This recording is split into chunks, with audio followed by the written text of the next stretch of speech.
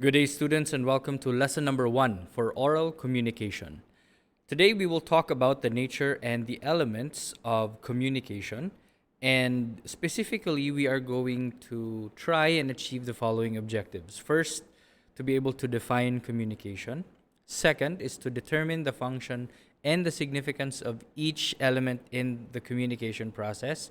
And finally, to identify the elements found in different speech scenarios as we move on to your assessments. Now, for this lesson, we will talk about the following things. One would be the definition of communication.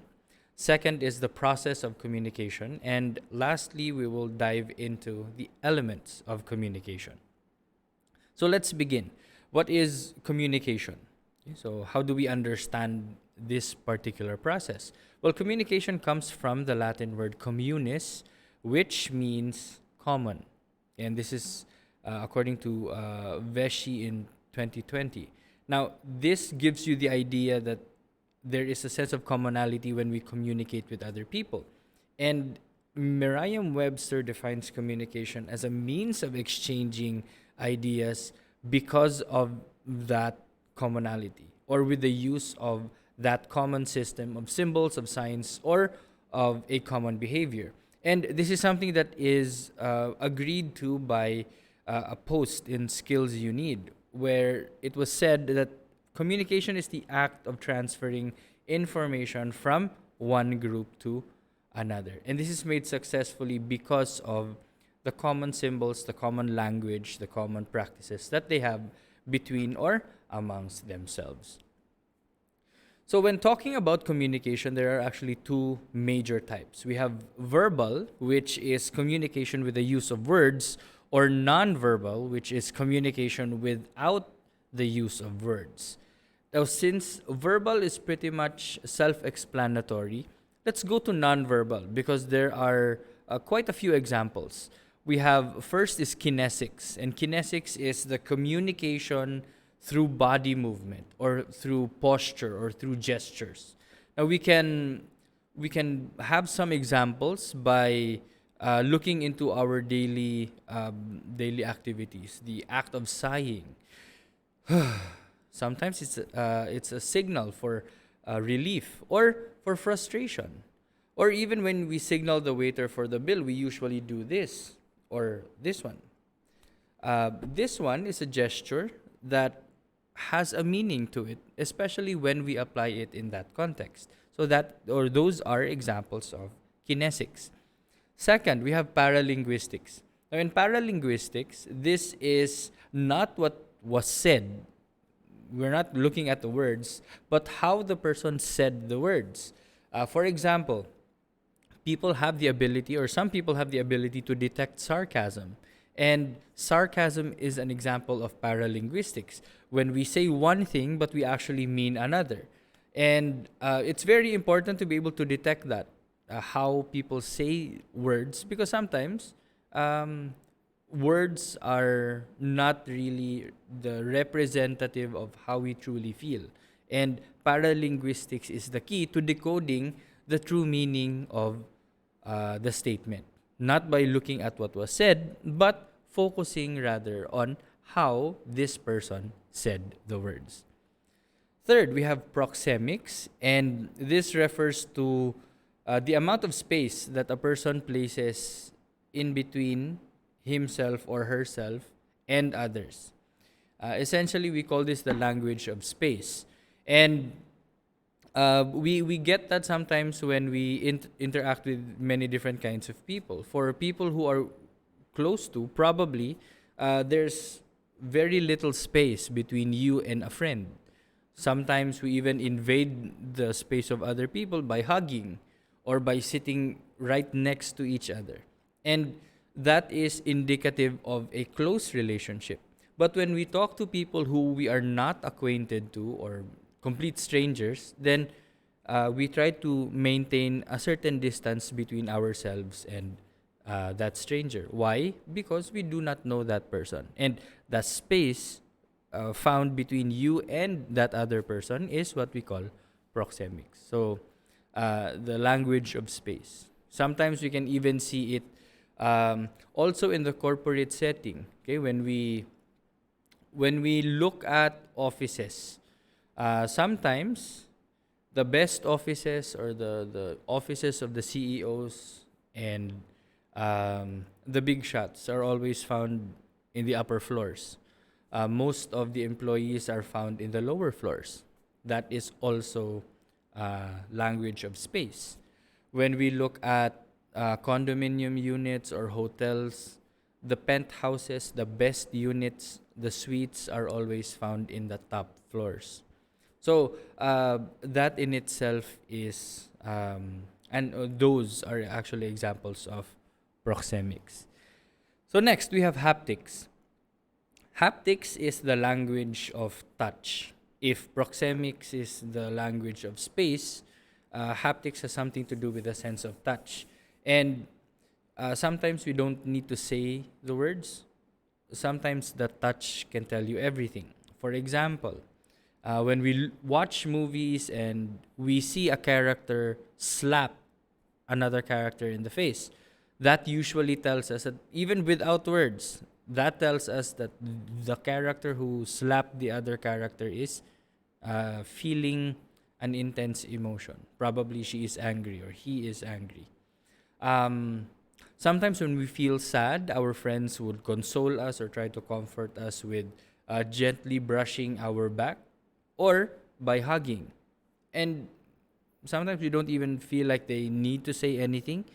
They just need to do that, and we know that they truly care for us. We feel the concern even with the absence of words. Okay? So that is haptics. Next, we have chronemics, which is the language of time. And this refers to how certain parts of the day, certain times of the day possess meaning. For example, holy hour, okay, or holy hours, the time from 12 noon or from noon until 3 p.m. Those are the holy hours. And for many people, they don't understand what holy hour actually means. Well, it simply means that this has something to do with the Christian faith, where Jesus was presumably on the cross from 12 noon until 3 p.m. So that's holy hour for us. And people sometimes hold it sacred. They want to take a nap during the holy hour, or they want quiet moments during the holy hour. It depends on their preferences. And it's usually terminated by a certain sense of a Filipino tradition. We call that merienda, snack time. And as kids, our grandparents would have invited us to eat merienda at 3 p.m. Okay? Just to fill our stomachs with something just before dinner. So those are examples of chronemics. Or sometimes we even say that I have a 9 to 5 job. And the 9 to 5 job is actually an example of chronemics because it talks about certain hours of the day from 9 in the morning until 5 in the afternoon. But the meaning of a 9 to 5 job means that you have a full-time job. Okay? You're not working part-time. So see, the term 9 to 5 actually has a different meaning from its literal meaning. So that is chronemics. Next, we have clothing and artifacts. And this is the messages that we send out using our clothing. No, they're not the words written on the clothing, but they are the messages that we give other people, or the notions that we give other people by or through the clothing or the outfit that we are wearing. And no, I'm not talking about catcalling or whatsoever. No, this has something to do with uniforms. We are able to detect and identify what profession this person belongs to, sometimes because of the outfit or the clothing that they wear. For example, policemen have their uniforms, soldiers have their uniforms, firemen have their uniforms, Sometimes teachers have their uniforms, flight attendants, pilots, doctors have their white coats, and these are indicative of a message.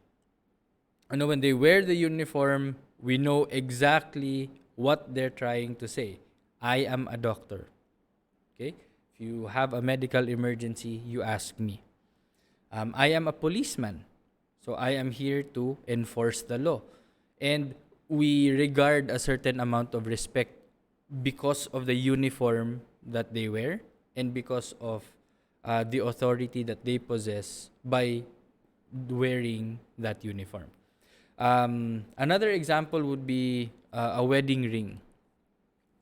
I I have seen many videos wherein people play pranks on married people, married men, married women, and most of these people would just show them the wedding ring. Um, like they flash the wedding ring and all that. And the wedding ring itself is just a ring, but when it is placed on the ring finger, then it means something. There is significance there. It means that that person is already wed or married or taken. There are also instruments such as stethoscopes, um, a gun probably for a policeman or a soldier. For a chef, it's probably the chef's knife. All of those things. They are parts of the apparel that a person would probably wear, and they tell you what this person is doing, and they give you an idea about what this person does for a living as well.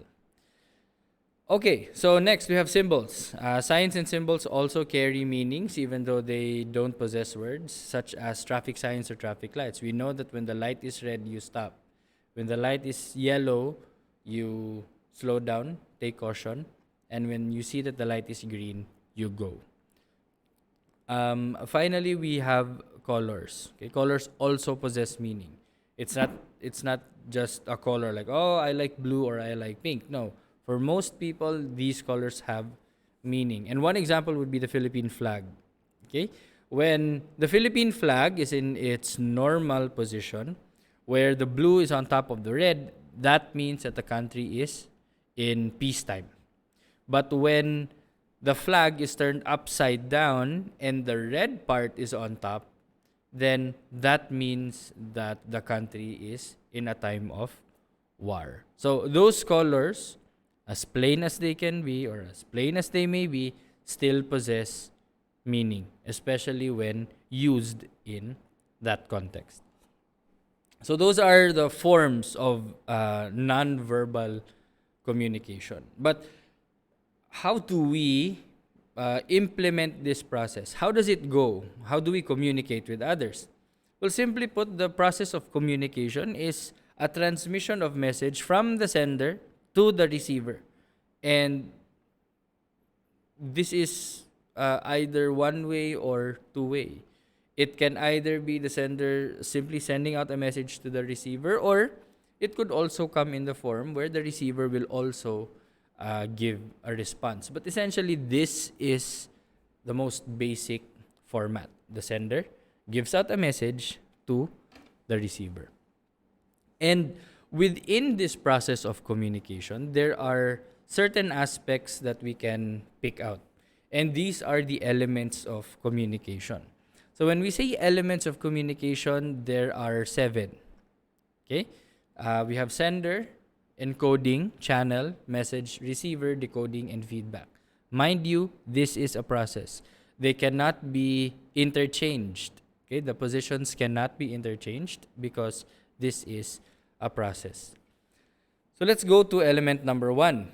Okay, this is the beginning of the communication process, and this element is called the sender. Okay, this is the person whom the information originates from. And this is also considered as the source or the encoder. Okay, or other terms for sender would be source or encoder. This is the source of the message, the one sending out the message to the receiver. Now, how does the sender send the message? It goes through a process we call encoding. And this is the transformation of the idea from something that is abstract. For example, I thought of an idea like, I'm hungry.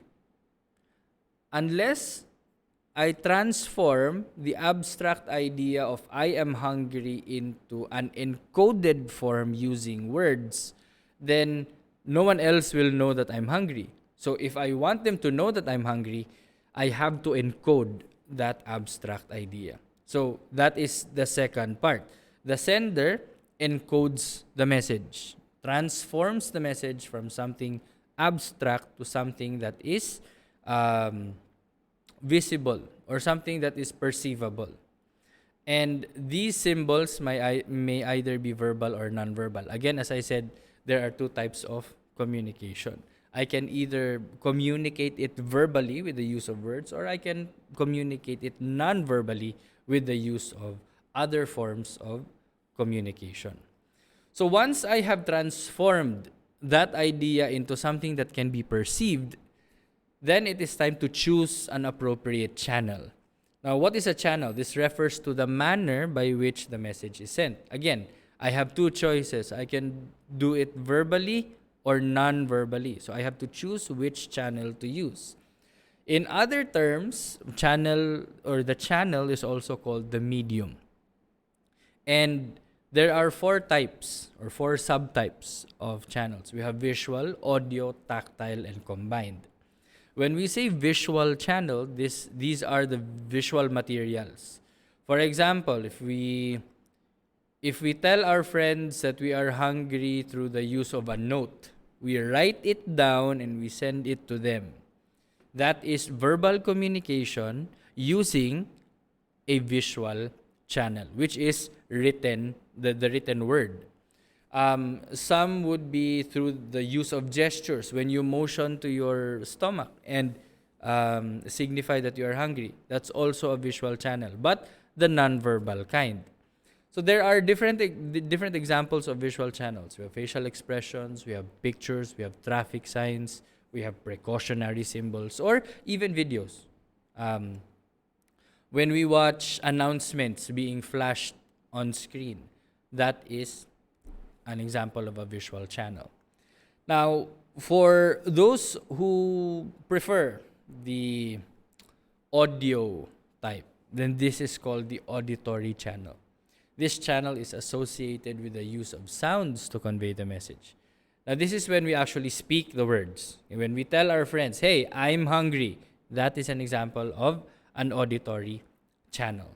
We also have telephone or mobile communications, not the text message, but when we call someone on the telephone, that or the cellular phone, that is an example of an auditory channel. Next, the tactile channel. Now, this one is through the use of touch. Again, in the non-verbal communication, we had haptics, and this is the channel. The tactile channel is where haptics comes into the picture. When we try to soothe a baby when that baby is crying, that is the tactile channel. Because we can't talk to babies. They are unable to decipher what we are saying. Probably it's the tone of the voice that makes them feel secured, and also the touch therapy helps. Okay? Also a massage. Okay, when someone is tired, we massage them. That tells us something. Okay, there is concern for that person because we are trying to soothe the aching body. And then finally, we have the combined channel. Now, this is pretty much self-explanatory. The combined channel is when we put together two or more channels in one message or in one channel. This is what we probably know as multimedia. And some examples are audiovisual presentations. Okay, just like what I'm doing now. I'm showing you words and then I'm talking. This is an example of an audiovisual presentation, and I am using the combined channel. We can also see combined channels when we console people, not just with words, not just by the touch, but by combining the two of them. Okay, There, there. Okay, as Sheldon would have it in The Big Bang Theory. There, there. He would pat you on the back and say, there, there. That is the combined channel. Okay, so moving on to the fourth element. Okay, so now that we know which channel to choose from, now is the time to determine the message. What exactly are we going to say? What are we going to do? So that is the actual message. The intent, the purpose of the sender for communicating. Okay, that's the message. So the message is the idea or the thought that the sender wishes to deliver. And this is what is inside the channel. Okay, so we're not going to send out an empty message. No. If we are going to, say, hand out a note, then probably the note should contain something. Or it would be weird if I were to give you a presentation right here, a lecture video, but there's nothing written in the PowerPoint presentation. So the process is futile if the message is not present. So again, please remember, no communication happens without a message. Because if there is no message, then there is no need for you to communicate. Okay, once the message has been delivered, okay, it is now on the other side of the court. Okay, if we were playing probably volleyball or tennis or badminton, the ball's in their court, or the shuttlecock is in their court. So the receiver is the destination of the message. That is the person, or those are the people who will be at the receiving end of the process. And if the sender is called the source or the encoder, the receiver is called the audience or the decoder. They're there to decipher what the message means or what the message contains. And they will do that by doing this, the decoding. So once the receiver acquires the message, it is now time to process the received information, to determine what it means, look at the words, comprehend the implication of those words. Think of it as an unboxing. Okay, for those of you who like online shopping, decoding is similar to you receiving your package and then you're unboxing the whole thing. You are the person who receives the package, and the message is the parcel. Okay, so you're going to unbox it. Look at the contents. So decoding allows the receiver to analyze the message and to understand its meaning and hopefully respond appropriately to what was said. And this happens a lot. If the improper decoding is done, the true meaning of the statement is lost in translation, and the feedback or the response is not appropriate. So talking about feedback, this is the end of the process. This is where everything comes full circle because now the receiver responds to the sender. So this is where we switch the whole thing. When feedback is given, the tables turn. The receiver is now the sender of the message, and then the whole cycle repeats. Sender, encoding, channel, message, back to the original sender. And if he or she gives a reply, then the tables switch once more. So the feedback is the reply or the response coming from the receiver.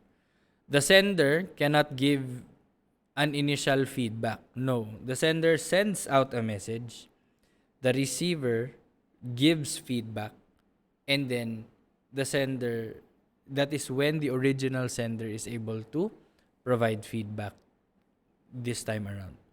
We can't give feedback at the beginning of the communication process. No. A message has to come first. And then the feedback comes later when the message has been duly processed. And so that marks the end of our lesson for today. We have already talked about the definition of communication, the process of communication, as well as the different elements found within that process. And should you need further readings or further information regarding what was discussed in this lesson, you can access the following references, and I have included this one in the PowerPoint presentation uploaded in your learning management systems. So once again, this has been Sir Dardar. Thank you very much for listening. I'll see you in the next video. Toodles.